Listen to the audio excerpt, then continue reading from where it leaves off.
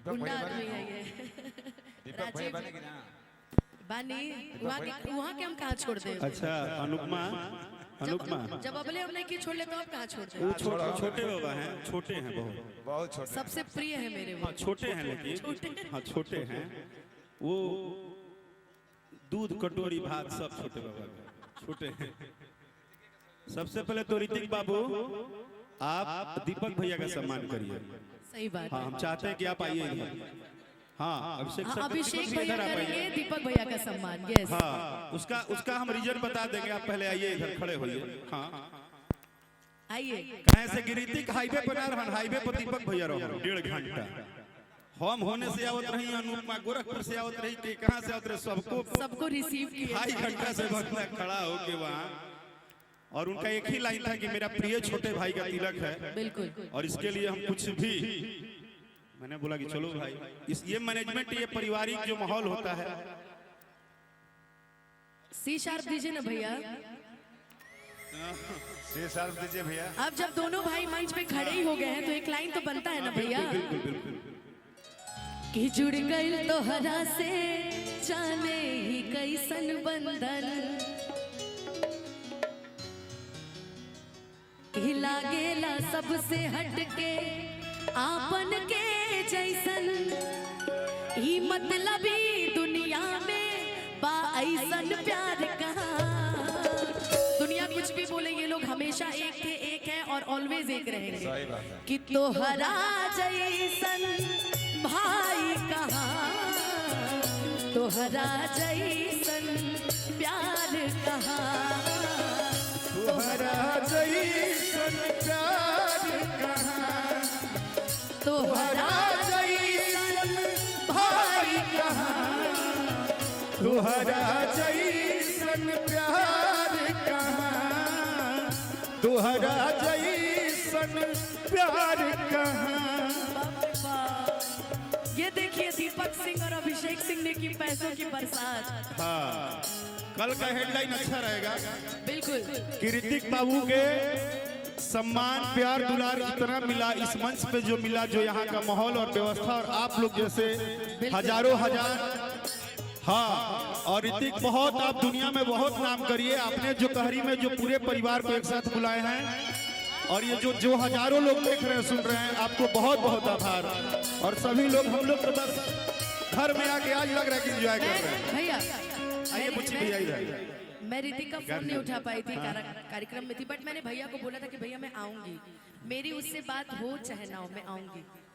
तो मैं तुम्हें पगला मैं तुम्हें सरप्राइज देने वाला ना तो हम ना उठौल रहे लेकिन हम सुता रही कार्यक्रम करके, झूठ बोलल बात नहीं के। और गार्जियन बड़ बुजुर्ग बुच्ची भैया हमने के सबके गार्जियन जो ये कहते हैं वही सब सुनते हैं।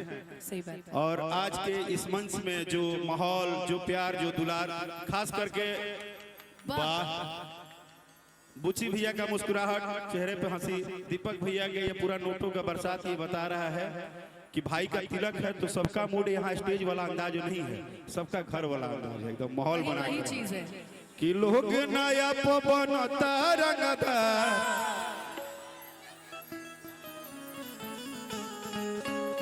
जाओ जाओ ठीक है बात। जाओ टीआरएस म्यूजिक जाओ। हाँ अगर आरा में आप हैं तो आरा के माटी के बारे में जानिए। इस मिट्टी में थोड़ा गर्मी है रहता है। वीर कुंवर सिंह की धरती है। ऋषि बाबू आएंगे। डीआरएस वाले तो गार्जियन हो गए हैं बड़े भैया धनंजय जी। अब उनको हम लोग ये भी जितना नृत्य दिख रहे हैं ना सब डीआरएस कंपनी का है। डीआरएस का है। हाँ डीआरएस वाले भैया तो बुजुर्ग हो गए ना, बहुत पहले क्लीन से रहते थे, आज भी क्लीन होते हैं।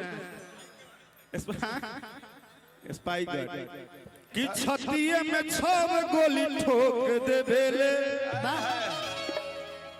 शासन पर शासन के रोक दे बेले। लेकिन तुमको देख के एक बात बताएं अनुपमा, तुमको देख के अब तुम्हारे ऊपर एक गाना मेरा आ गया है और मुझे याद आ गया, मैं एक लाइन गा रहा हूँ कि तुम्हारी स्टारडम उस लेवल पे है कि तुम्हारे लिए एक लाइन चलेगा अभी कि भारी है भारी था भारी रहेगा, कि भारी है भारी था भारी रहेगा, कि रंगदारी सुनो बाबू अब तो जारी रहेगा। कि रंगदारी सुनो बाबू अब तो जारी रहेगा।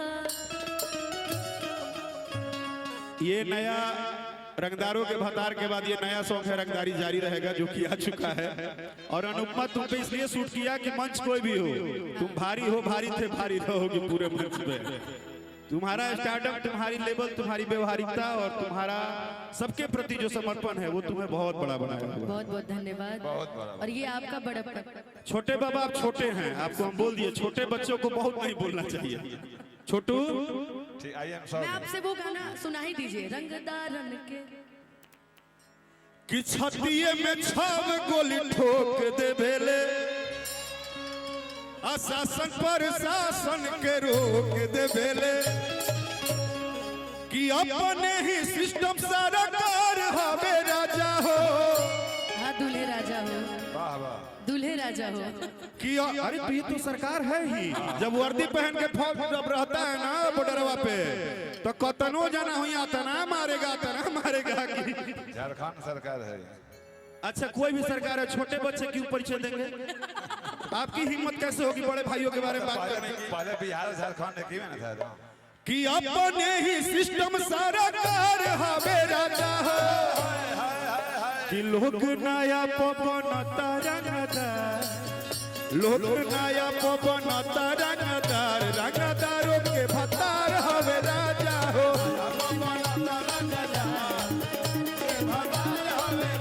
लोग नया पवन तरंगदार, रंगदारों के भतार हवे राजा हो।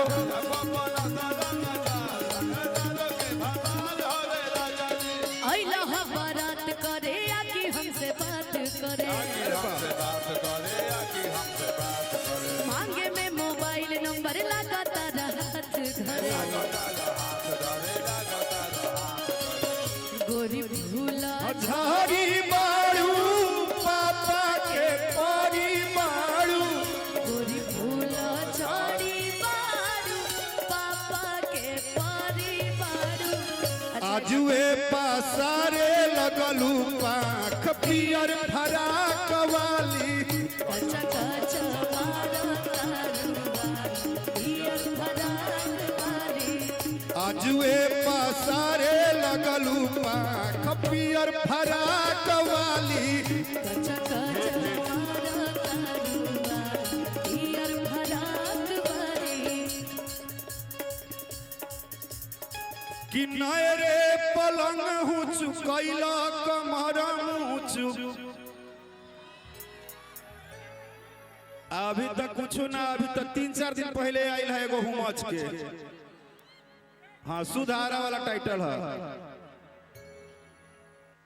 देखो क्या है ना, अनुपमा साथ में खड़ी है तो हमको थोड़ा अभी संभाल ले दो। नहीं अभी क्या बाबू? ए बाबू, बेटा बाबू, ऋषि बाबू, क्या करते हो ये सब? ऋषि खीसी टोपी पहन के खड़ा है। बहुत बहुत पीसा का बरसात हो रहा है, पीसा बहुत मिल रहा है। पीसा तो भोर रहा है, दोनों तरफ भोर गया, पैसा बहुत मिल रहा है।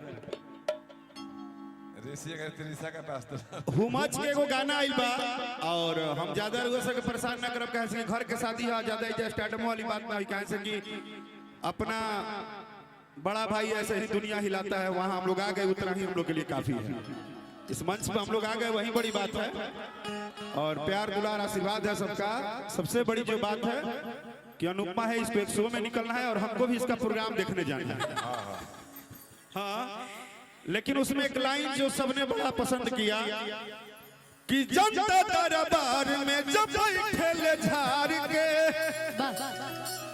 आ सुने ले सबके फरमान के, रहस चाहे भीतरी, रहस चाहे बहरी, आजिए ले राजा हमर शान से, कि बम या बारूद हथियार हवे राजा हो। ढिसकाऊं ढिसकाऊं ढिसकाऊं। हाँ ये अच्छा था, छोटे बच्चे बंदूक छोड़ते हैं।